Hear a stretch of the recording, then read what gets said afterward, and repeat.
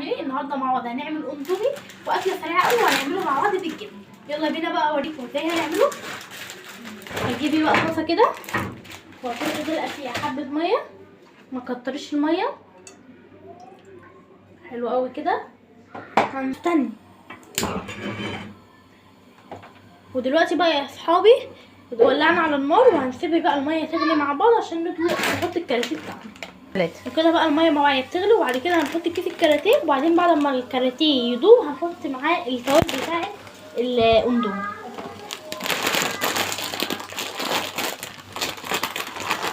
هبتدي بقى انزل بيه والمعلقه بتاعتي، وهبتدي ان انا اوزعه عشان يدوب مع الميه. شوفوا يا جماعه، ادينا حاطين كيس الكراتيه كله، ما استخسرناش حاجه. وكده اهو كان بيدوب معايا. خليه كده بس في الميه عشان الكراتيه ما يلزقش. وكده بقى الكراتيه داب، وهبتدي ادلق التوابل.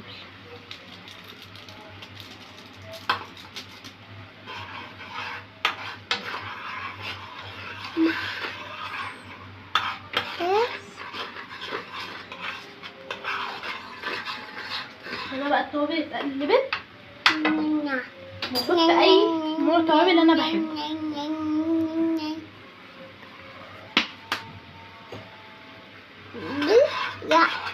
وكده بقى ده كان كله، وهبتدي احط معاه الاندومي.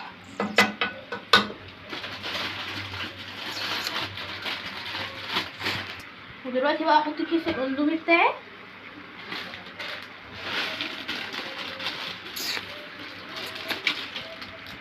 ودلوقتي بقى هسيبه كده اهوت. ودلوقتي بقى يا اصحابي هنسيب الاندومي لحد ما يستوي، وبعدين هنيجي اقول لكم هنحط ايه تاني. ودلوقتي بقى بشرين جبنه رومي، وهنبتدي نرشها فوق الوش، ومش هنقلبه بقى، نخليها الجبنه رومي تسيح. وهنبتدي بقى نغرفه معاكم في الطبق.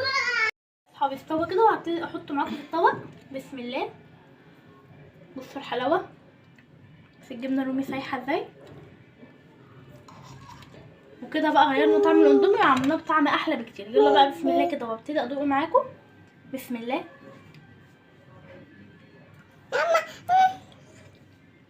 بجد طعمه احلى بكتير يا جماعه، ويا ريت تجربوا الطريقه دي. ما تنسوش بقى تشتركوا في القناه وتعملوا لايك وتفعلوا